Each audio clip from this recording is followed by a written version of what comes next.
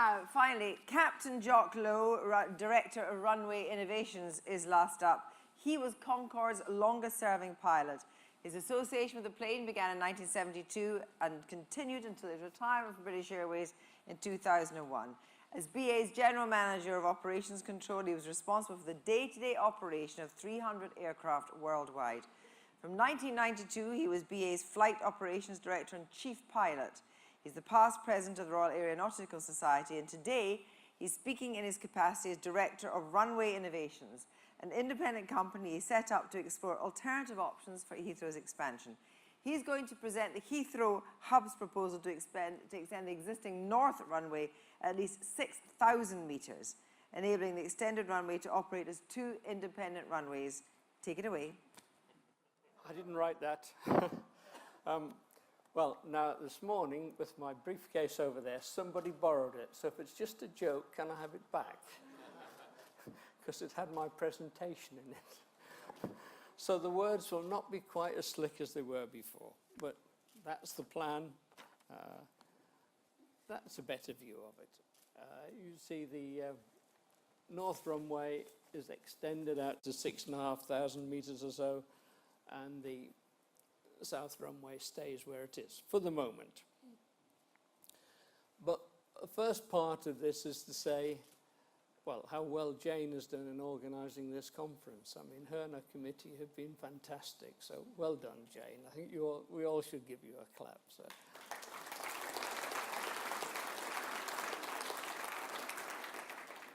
I haven't done this for a long time, you know. You can get quite nervous, especially if you haven't got your words. The background. Everybody starts with background. Air travel's here to stay. I'll mention carbon dioxide later, but 2% of the total. If it ever becomes more than 2%, it means we've solved the problem with the other 98%. Doesn't mean we've got to do our bit, however. But we're a trading nation. We've got to have a focal point of travel, and we've got one. We've got a world beater. You're a team. Would you get rid of your best player just because he's grown a bit? Heathrow's the aircraft travellers' airport of choice. Public transport, but yet still more people come by cars. And as Colin has said, for an airport, it's in just the right place. 2.5 hours drive of Heathrow, you pick up more than half the population of England. London, when I heard about Boris's Island, I thought, how are people from his constituency in Henley, his ex-constituency, going to get there for a 9 o'clock in the morning flight? Yeah, it'd be cheaper to go to Amsterdam. So Heathrow is the place that people want to travel for. The fact that everywhere else in the southeast isn't full, I think shows that. So the problem of constraints and capacity in the southeast isn't in the southeast, it's at Heathrow. And I'll give Colin a plug here. It is a well-run airport. I've been to lots of airports, probably more than most. And it does run smoothly. It has hiccups, of course, but you feel safe when you get to Heathrow, I promise you. But it's full. It's full. And I think, backing up Colin, the success of Heathrow is crucial for the UK's economy, it's crucial for the Heathrow economy, it's crucial for the economy of London. And you've only got to look at those businesses to see that. And this could be a whole afternoon lecture about the benefits of Heathrow and a hub. So, we have suggested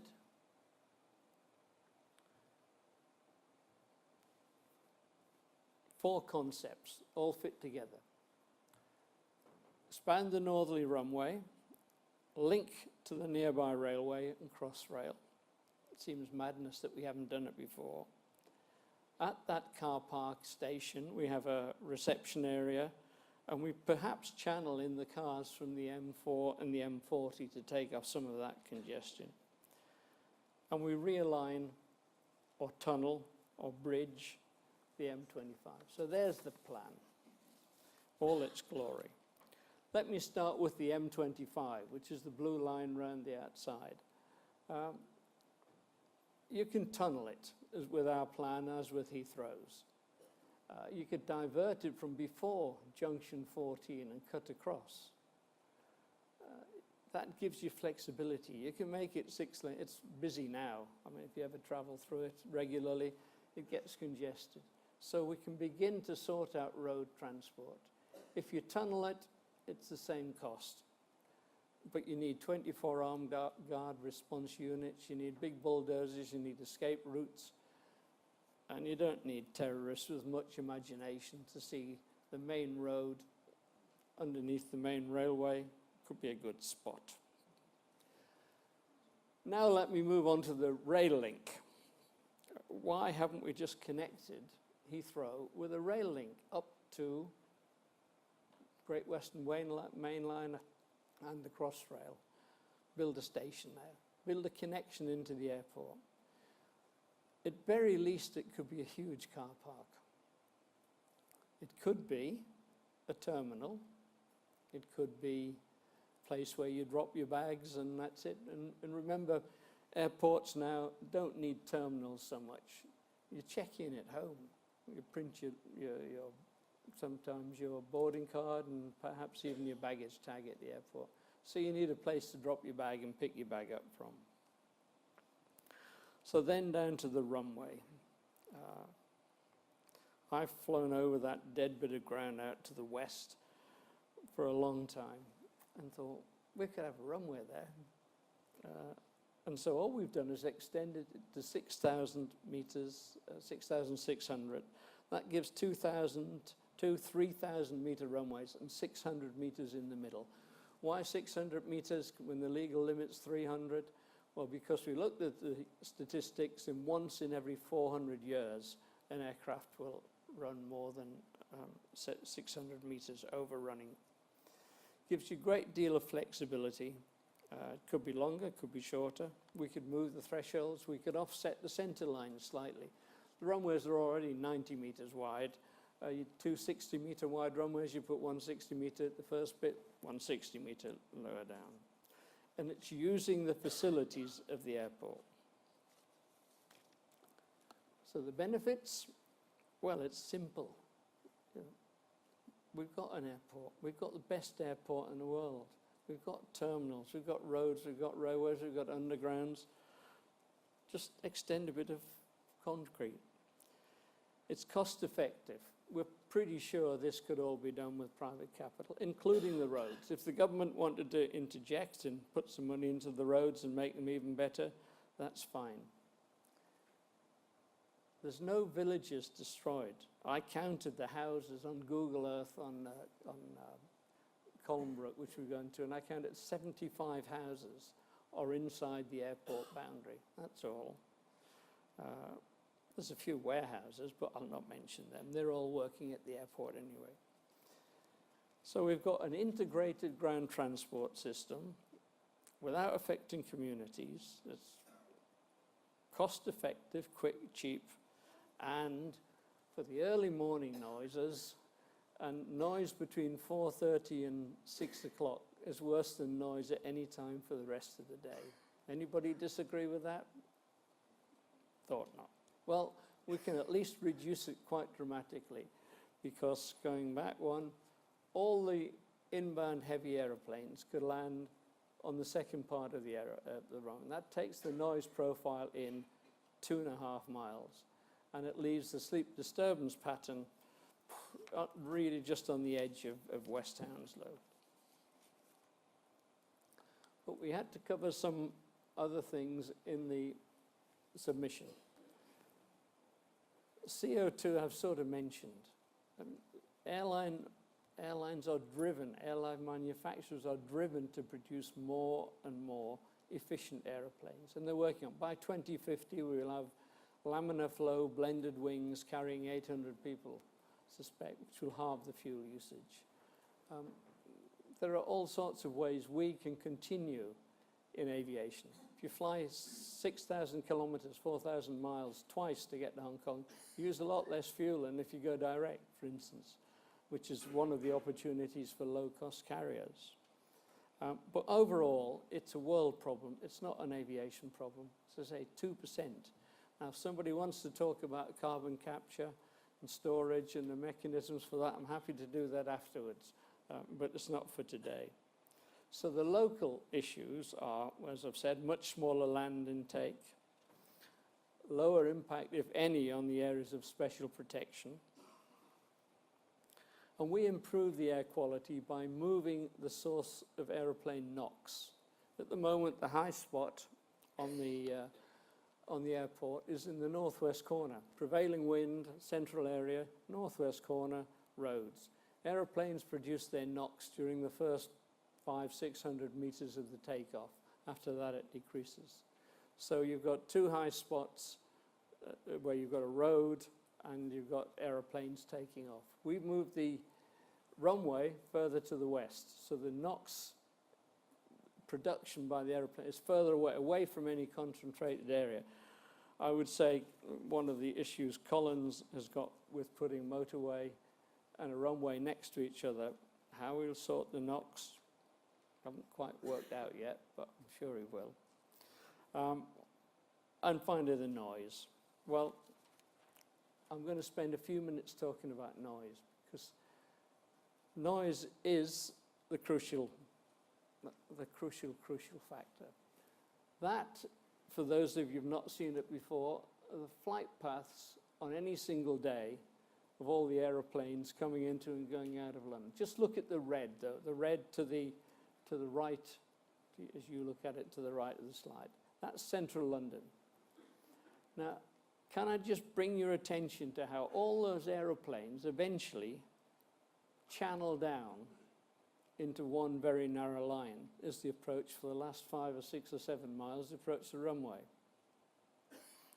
Just remember that little bit and the big red splurge. Really, I think the airlines, the manufacturers, and air traffic control, not just in the UK, we've dropped this ball. We've done great with aeroplanes being quieter. We've done great with departure noise. Everybody forgot the approach noise. So this is the map of how aeroplanes have become quieter. 787 is that little tiny, but is noise perceived to be less as those aeroplanes have got smaller? And with the airlines, we relied on the smaller aeroplanes would be more quiet. The one on the right, we used to make a little bit of noise with that, but I know what we can go through, and I promise you we did. We went through all sorts of maneuvers and procedures to cut the noise down. Digressing slightly, we got a complaint from Manchester Airport that the local inhabitants were complaining about our dozen flights a year into Manchester. And when we took off for Toronto, we were heavy. I promise we were heavy. And there's all these complaints. And the local evening newspaper ran a big survey, and it was a big survey. Shall we stop Concorde, or should we not stop Concorde from going to Manchester? Guess the result. 96% said, don't you dare stop it. And the serial 4% has made a difference. However, I'm not drawing any parallels. I'm just saying that the people that don't like noise make more noise than those that do like it. But so what can we do? Remember that big spurge of arrival paths? Why couldn't it be just 2 of those? On a Monday, you use star 1 and 3, and next day you use 2 and 4. And they will be as narrow as that. That's the noise footprint that you will generate. And that's using GPS systems that we've all got in our cars. Now, I know NATs are working very hard on it, and it is significant, but we mustn't make a decision about Heathrow's noise footprint offsetting building a runway where it's needed most, i.e. Heathrow, with noise today. The noise today, before this is operational, will be a lot different. So can we do some things now? Well, why don't we just, and that gets the climate better, which makes it easier to build. Inset the thresholds, 1,000 meters. I know there's a tunnel, but I'm sure we can sort that out. Measure arrival noise and give penalties. We measure departure noise with penalties, but we don't measure arrival noise. Arrival noise is where you get the complaints. Lower the landing gear at 7 miles from touchdown. You sit out London and they've got it down 15 miles out. It's the landing gear that makes the noise. Why? Well, the manufacturers have been brilliant. They've got these clean aeroplanes that come in and down the slope. You can't slow them down. They're quiet and they're drag-free, but you can't, so you have to put the gear down to slow them down, and that makes all the noise. Everybody is pleased with continuous descent approaches. That's only halfway there. What you really want is constant rate descents, so that there's one rate of descent down to your altitude and glide slope capture, because it's the change in engine noise as people vary their constant descent. So it's a constant descent from A to B, but it's not a constant rate of descent, and that itself would make a big difference. Whilst I'm on takeoff, if you just lowered the takeoff noise requirements, aircraft would climb quicker. They can all climb quicker. They all program in to just make the noise at the noise point. Unlike VC-10s and 707s, they couldn't. They had to throttle back. But most airplanes just take off at climb power. They don't even use takeoff power. And finally, this is tongue-in-cheek, the last one. I would just go and draw a felt-tip pen arc on the controller's radar screens and say you can't take an aeroplane beyond that. So all that red splurge over central London, Westminster, Putney, there wouldn't be anyone. They only do it for sequencing. It's not because it has to be done. Having said that, they do a great job, because getting an aircraft every 2.5 miles takes a lot of doing. What more could we do with Heathrow Hub? No new communities affected. That's important. The best that the others can do, both at Gatwick and Heathrow, they will bring in new communities. We can do deep landings, as I've talked about. We can do alternating curved approaches. We can do alternating center lines. I'll move that in a moment. We can restrict capacity at certain times. And again, if the residents want it, we can put all the heavy aeroplanes onto one runway and all the light ones onto another for a period of time, because big ones, whether we like it or not, will always make more noise.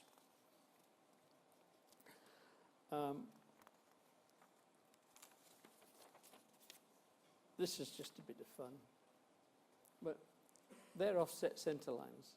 Aeroplanes line up 12, 14, 15 miles out. I'm not quite sure why. So why don't we just have the green approaches for a Monday and the blue approaches for a Tuesday, and all the people in the middle get relief? We can do that, change it by the day, so we've got respite and change. If we add in steeper climbs, steeper descents, steeper two-stage descents, we might get some even better noise there. So that's it. In short, I think we could do something quite easily, but this is just another thought. The Commission clearly didn't like 2 runways with one going into the reservoir. But if you just extend the south runway, but not very much, as far as the edge of the reservoir, you can get about 5,400 meters there. You can have two 4,000 meter runways, 600 meters in the middle, and 80%, 90% of the Heathrow operation can go from it. And that would mean you can get 160 movements an hour for a period of time. You can do deep landings on both runways in the morning. We can get rid of night flights altogether, because between 6 and 6:30 we could get in all the flights that get in at the moment.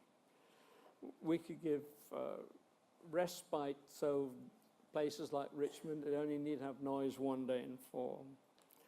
And so we could actually do a lot to provide the capacity and the respite and the resilience for not very much money. And in summary, well, We give capacity where it's needed. Our runway extension will be simple and quick. The connections to the railways are easy. We significantly improve the noise, and we don't take much land. Thank you. Come and sit down next to me.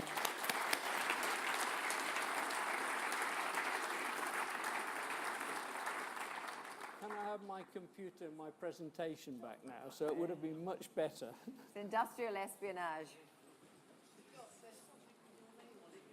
Sorry? It's there. Ah. Ah. Thank you, whoever did it. Right, let's start with Paul. There are two metrics being used for noise. One's LDEN, the other one's LEQ. One says this option's worse than the other Heathrow option, another says it's better from a noise perspective. I don't think it's been, either of them or any of them have been analysed properly enough. I mean, the amount of movements you put in alters it very greatly. It depends what approach techniques you use. So I think there's a lot of work to be done on that. Heathrow's, Collins, 3 runways. You move it around, so you've got all those new people coming into the noise footprint.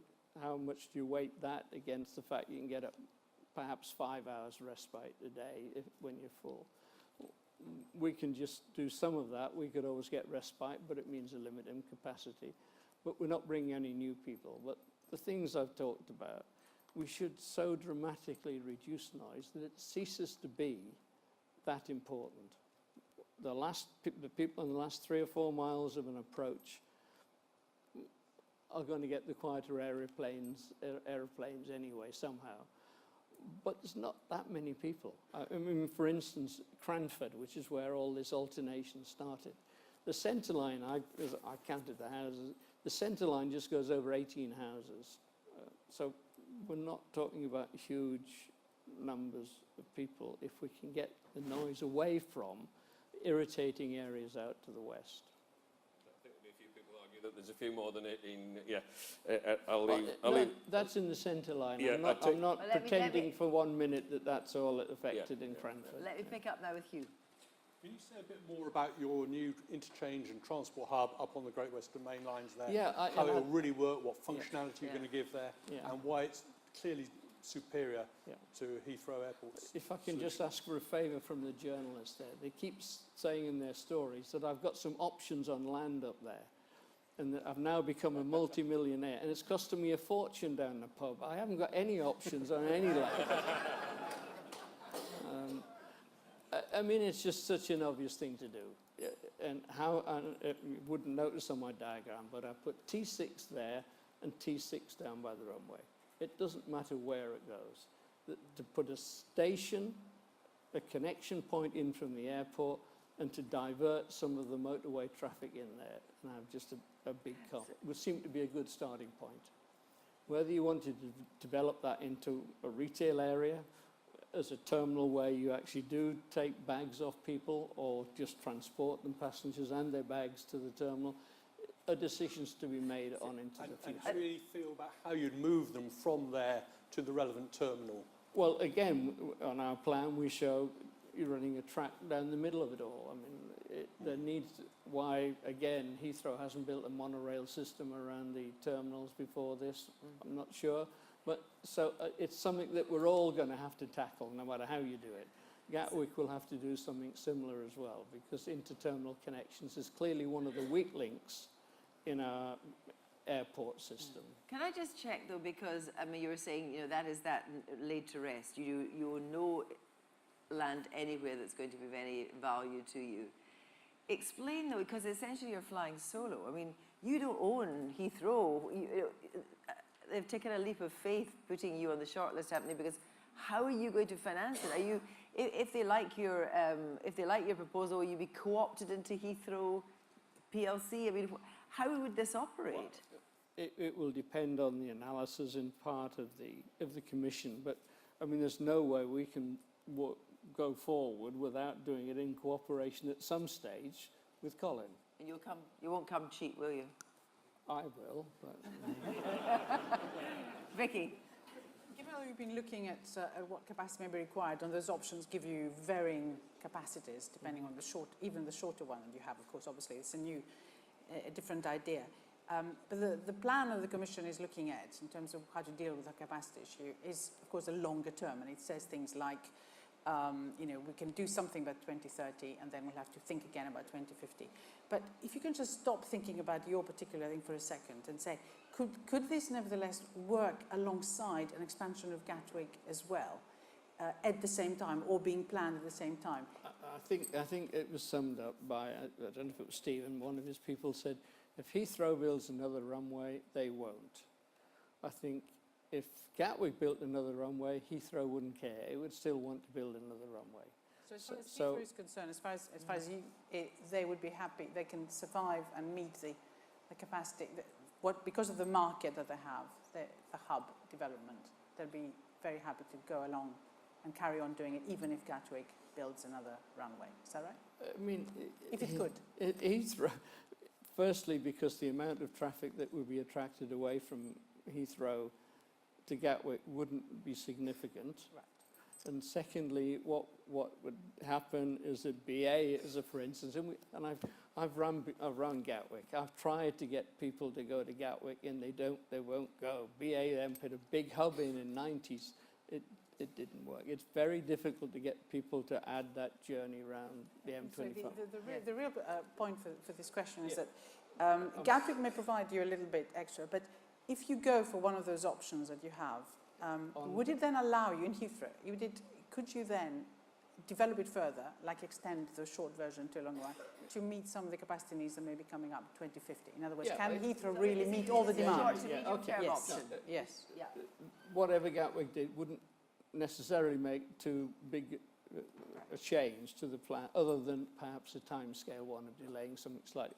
But if you wanted to go for 2 long runways at Heathrow, that's going to give you enough capacity for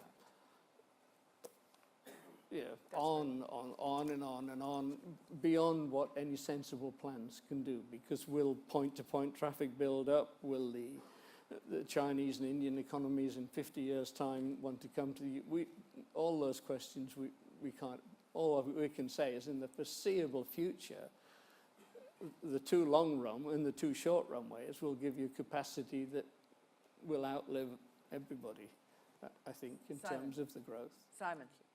First of all, congratulations, Jock, on making a very short list. Is it just me, or perhaps other people had the same response when you saw the full-page ads which appeared last autumn, on behalf of all the print journalists, thanks very much, Jock, showing Heathrow with 2 very long runways being used for takeoffs and landings at the same time. Now, the Commission clearly decided, and NATS has agreed, that there is no operational issue that they can see with aircraft arriving and departing on the same runway. But, Jock, if it's such a brilliant idea, why hasn't anyone else anywhere in the world done it?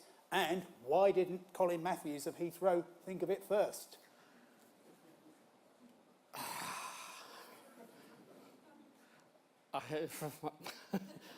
I'm stumbling. Madrid's almost there. You've seen the Madrid layout where there's 2, Yes. but it's Spanish, and so they don't line up. So it makes it. I was there this morning at 6:30, in fact, and so you know the problem. There's mountains. You don't have mountains. Try and get between their terminals too. There's never really been a need for it.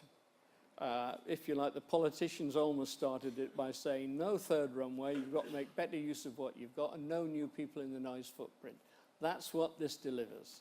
But actually, when you start to look at it, everybody that we've talked to, and that's big construction companies, regulators, they're just, well, why not? So I think it is just a case of actually nobody's thought about it in a place where they could apply it. That's all. And it doesn't have to be, I'm being a bit cheeky, but you might want to offset the runways a little bit. It may be that if you're only doing 1 runway, you angle it slightly, which would take out more of Colnbrook and the industrial estate. There are various bits of finesse that you can do to either cut costs, make it cheaper, or operate better. But it's just straightforward. But this scheme doesn't tackle the noise issue.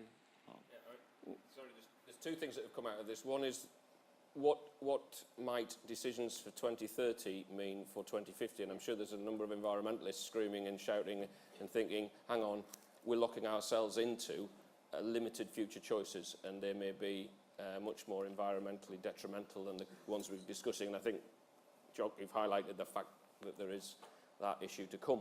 And I'd like all the schemes to have a chance to respond to that. Picking up on further on the noise thing, one of the points you made was no night flights, a consequence of this sort of development. 2 points to that. One, how's that going to be achieved? And the rider to that is, how long are other countries' residents going to accept night flights to protect night flights from those in Europe and the UK?